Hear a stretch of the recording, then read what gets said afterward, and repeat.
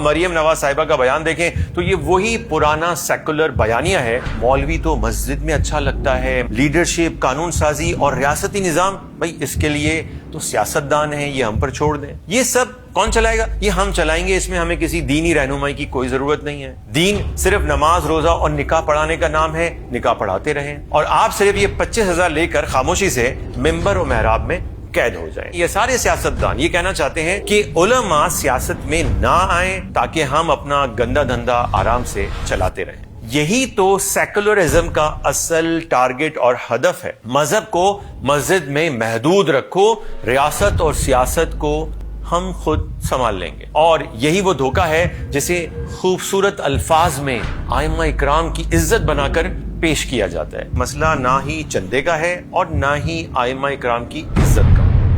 بسم اللہ الرحمن الرحیم۔ ناظرین، پچھلے دنوں مریم نواز صاحبہ کے ایک بیان سے میرے ذہن میں چند باتیں آئی ہیں، وہ آپ سے شیئر کرنی ہے، کیونکہ جب ہم علماء اکرام، ائمہ اور مذہبی کارکنان سے بات کرتے ہیں تو وہ کہتے ہیں کہ بھائی ہمارے پاس تو کوئی طاقت ہی نہیں ہے، ہم تو کچھ کر ہی نہیں سکتے ہیں۔ آپ مجھے صرف 5 منٹ دیں، میں آپ کے سامنے کچھ ایسے اعداد و شمار رکھتا ہوں کہ آپ کو جان کر اس کے بعد اندازہ ہوگا کہ آپ اس ملک کی کتنی بڑی طاقت ہیں، لیکن آپ کو خود اپنی طاقت کا اندازہ نہیں ہے۔ مریم نواز صاحبہ نے فرمایا تھا کہ ائمہ اکرام تو نماز پڑھاتے ہیں، ہم نہیں چاہتے کہ وہ چندے کے لیے ہاتھ پھیلائیں۔ پنجاب کی 65,000 مساجد کے امام کے لیے وزیر اعلی پنجاب مریم نواز کی جانب سے وظیفہ مقرر کرنے کا فیصلہ کیا گیا ہے۔ مریم نواز نے کہا چندہ اکٹھا کر کے امام مسجد کو ادائیگی غیر مناسب ہے۔ اصل بات یہ ہے کہ یہ مسئلہ نہ ہی چندے کا ہے اور نہ ہی ائمہ اکرام کی عزت کا، مسئلہ سیاسی میدان کو مذہب سے پاک کرنے کا ہے۔ وہ کیسے؟ آئیے سمجھتے ہیں۔ لیکن اس سے پہلے میں ایک وضاحت کرنا چاہتا ہوں کہ ہم میں سے اکثر لوگ یہ سمجھتے ہیں کہ زیادہ ووٹ اور سیٹ لے کر پارلیمنٹ میں پہنچنے اور وہاں اکثریتی رائے سے کسی بھی طرح کی قانون سازی کی جا سکتی ہے، اور لوگ یہ بات سمجھتے ہیں کہ اگر پوری پارلیمنٹ مل کر جمہوری طریقے سے یہ رائے دے کہ ہمیں اسلامی نظام چاہیے، جمہوریت نہیں چاہیے، تو ان کی اس رائے کو قبول کر لیا جائے گا۔ لیکن ایسا نہیں ہے۔ کیوں؟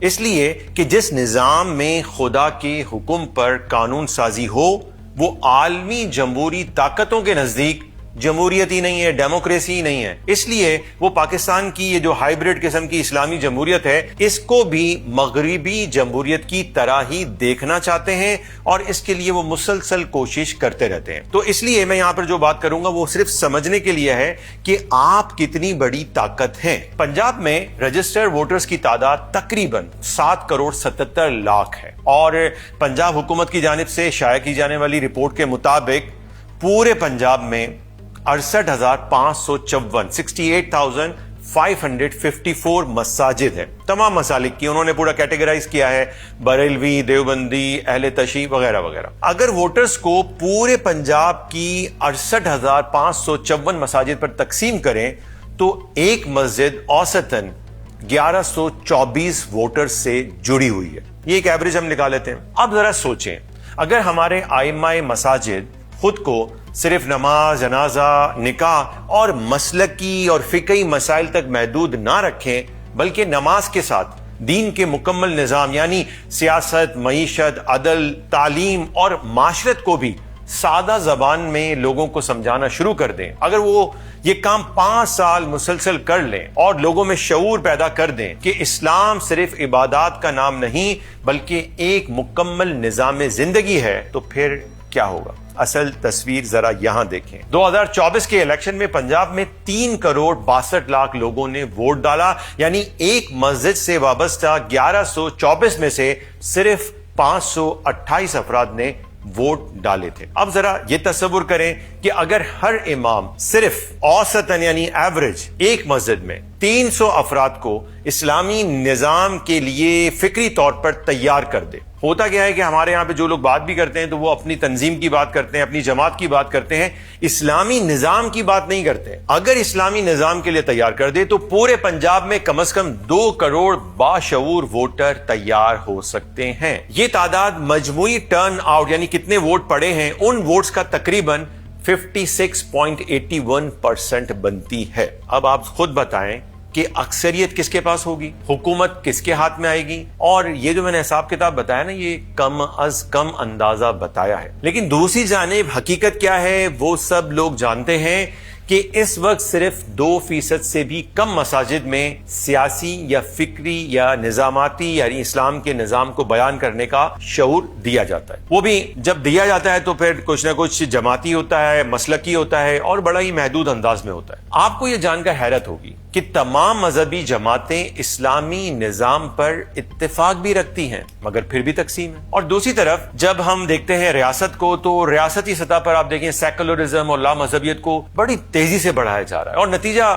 یہ ہے کہ عوام میں بھی اس کے رد عمل میں اسلامی شعور پہلے سے کئی زیادہ تیزی سے بیدار بھی ہو رہا ہے. اور ہم نے پچھلے دنوں اس کو دیکھا بھی. اس کی ایک واضح مثال جو ہے وہ تحریک لبیک پاکستان ہے. یہ لوگ کون تھے؟ یہ مسجد, مدرسہ اور خانقاہ تک محدود لوگ تھے, لیکن جب انہوں نے ایک مسئلے پر یعنی کہ قانون ناموس رسالت کے مسئلے پر عوامی موقف بنایا اور تنظیم بنائی تو 2024 میں ووٹوں کے لحاظ سے تحریک لبیک پاکستان کی چوتھی بڑی سیاسی طاقت بن کر سامنے آئی. تو پیغام بالکل واضح ہے کہ اگر ہر مسجد صرف چند سال سنجیدگی سے اسلامی نظام کے لیے فکری تیاری شروع کر دے تو تبدیلی ناممکن نہیں بلکہ یہ لازمی ہے. اب آپ مریم نواز صاحبہ کا بیان دیکھیں تو یہ وہی پرانا سیکولر بیانیہ ہے جس کے مطابق مولوی تو مسجد میں اچھا لگتا ہے, مسجد میں ٹھیک ہے. اچھا مولوی تو وہ ہوتا ہے کہ جو نماز تک محدود رہتا ہے. لیڈرشپ, قانون سازی اور ریاستی نظام, بھائی اس کے لیے تو سیاستدان ہیں, یہ ہم پر چھوڑ دیں. دین صرف نماز, روزہ اور نکاح پڑھانے کا نام ہے, نکاح پڑھاتے رہیں. سیاست, معیشت, قانون, عدالت, فارن پالیسی, یہ سب کون چلائے گا؟ یہ ہم چلائیں گے. اس میں ہمیں کسی دینی رہنمائی کی کوئی ضرورت نہیں ہے. اور آپ صرف یہ 25,000 لے کر خاموشی سے ممبر و محراب میں قید ہو جائیں. اصل میں یہ کہنا کیا چاہتے ہیں؟ یہ کہنا چاہتے ہیں, یہ سارے سیاستدان یہ کہنا چاہتے ہیں کہ علماء سیاست میں نہ آئیں تاکہ ہم اپنا گندا دھندا آرام سے چلاتے رہیں. سوال یہ ہے کہ اگر علماء عوام میں دین کے اجتماعی شعور کو بیدار نہیں کرے تو پھر یہ کام کون کرے گا؟ ایسے لوگ جو دین خود نہیں پڑھتے, شریعت نہیں سمجھتے, قرآن و سنت کی بنیاد پر فیصلے کرنا ان کے نزدیک اساطیر الاولین ہے, پرانے زمانے کی باتیں ہیں, اور جن کا پورا سیاسی نظام مغربی نظریات کی غلامی پر کھڑا ہے. جب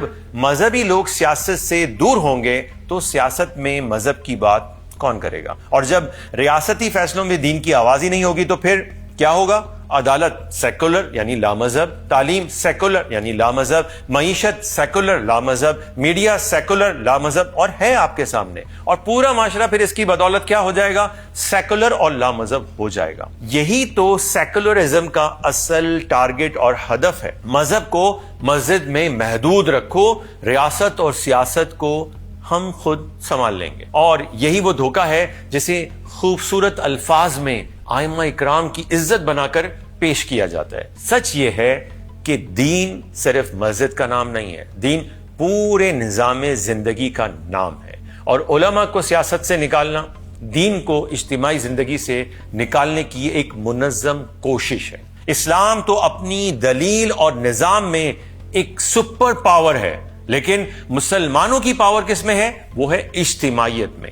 اگر علماء اور مذہبی جماعتیں جاگ جائیں, اللہ کرے جاگ جائیں, تو پورا نظام ٹھیک ہو سکتا ہے. اور وہ یہ سب کر سکنے کی استطاعت بھی رکھتے ہیں.